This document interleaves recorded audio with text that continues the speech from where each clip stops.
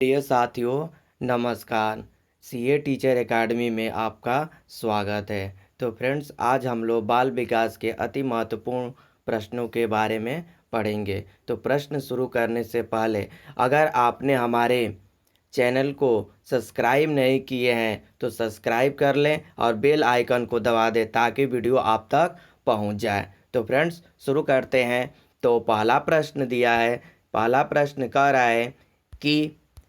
प्रश्न कह रहा है कि शिक्षा दार्शनिकों को शिक्षा मनोविज्ञान का विकास की प्रेरणा किससे मिली। तो रूसो के द्वारा जो क्या हुआ कि शिक्षा दार्शनिक को शिक्षा मनोविज्ञान के विकास की प्रेरणा मिली है। तो फ्रेंड्स, नेक्स्ट प्रश्न को देखते हैं। नेक्स्ट प्रश्न कह रहा है कि वैज्ञानिक विधियों का प्रयोग करने के कारण शिक्षा मनोविज्ञान को किस श्रेणी में रखा गया है। तो विज्ञान के श्रेणी में जो क्या है, वैज्ञानिक विधियों का प्रयोग शिक्षा मनोविज्ञान को विज्ञान के श्रेणी में रखा गया है। नेक्स्ट प्रश्न है कि शिक्षा मनोविज्ञान का स्पष्ट रूप किस वर्ष निश्चित किया गया। तो 1920 ईस्वी में जो क्या हुआ, शिक्षा मनोविज्ञान का स्पष्ट जो क्या है 1920 में निश्चित किया गया था। तो फ्रेंड्स, नेक्स्ट प्रश्न को देखते हैं। नेक्स्ट प्रश्न कह रहा है कि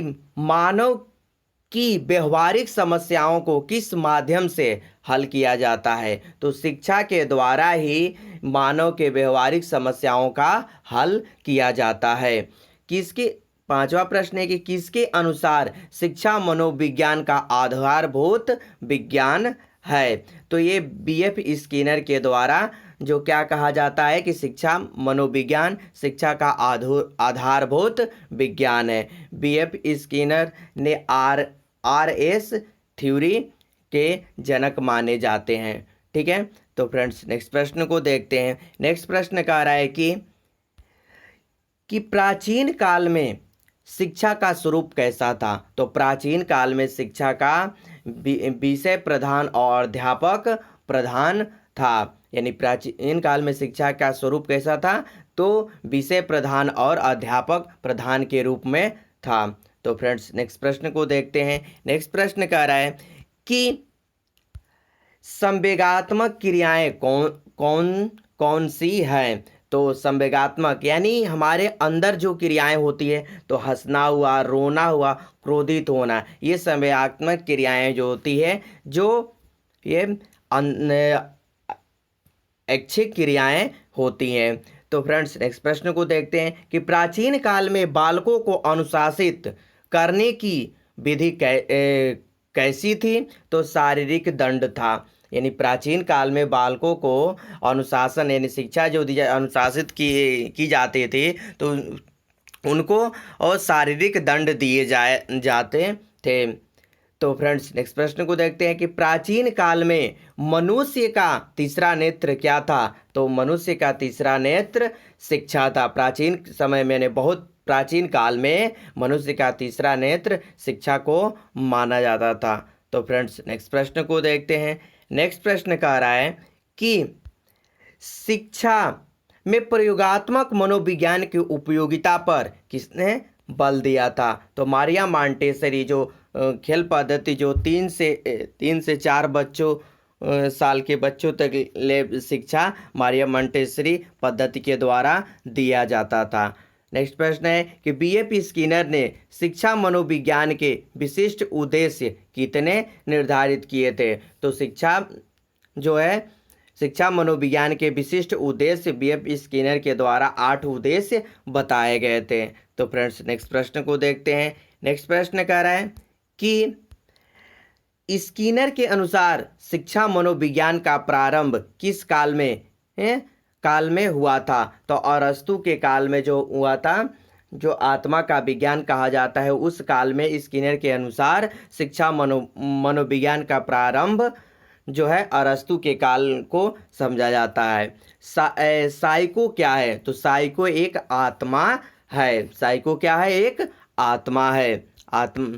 तो फ्रेंड्स, नेक्स्ट प्रश्न को देखते हैं। नेक्स्ट प्रश्न कह रहा है कि शिक्षा मनोविज्ञान का संबंध किससे है। तो शिक्षा मनोविज्ञान का संबंध जो होता है सीखने के कब और क्यों कैसे, यानी अधिगम यानी लर्निंग कहा जाता है। तो फ्रेंड्स नेक्स्ट प्रश्न को देखते हैं। नेक्स्ट प्रश्न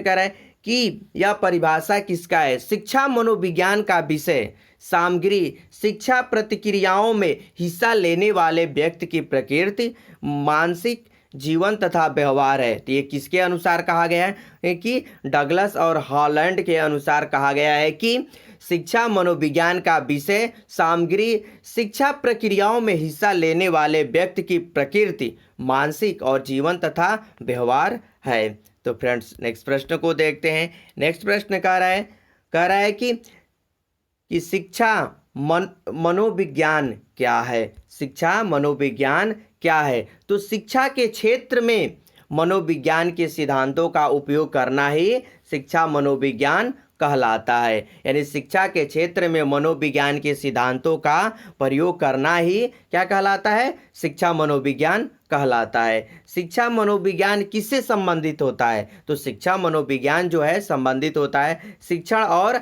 अधिगम से, टीचिंग एंड लर्निंग से संबंधित होता है। शिक्ष धातु का क्या अर्थ होता है? तो शिक्ष धातु का अर्थ अधिगम होता है, यानी सीखना होता है, यानी लर्निंग होता है। तो फ्रेंड्स नेक्स्ट प्रश्न को देखते हैं। नेक्स्ट प्रश्न कह रहा है कि मनोविज्ञान से शिक्षा मनोविज्ञान क्या ग्रहण करता है? यानी मनोविज्ञान और शिक्षा मनोविज्ञान से क्या ग्रहण करता है? तो सामाजिक क्रिया का ग्रहण होता है। शिक्षा मनोविज्ञान किन दो शब्दों से मिलकर बना होता है? तो शिक्षा मनोविज्ञान जो है शिक्षा एवं मनोविज्ञान से दो शब्दों से मिलकर बना हुआ है।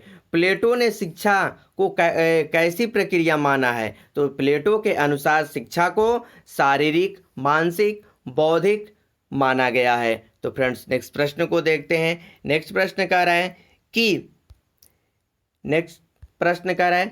कि शिक्षा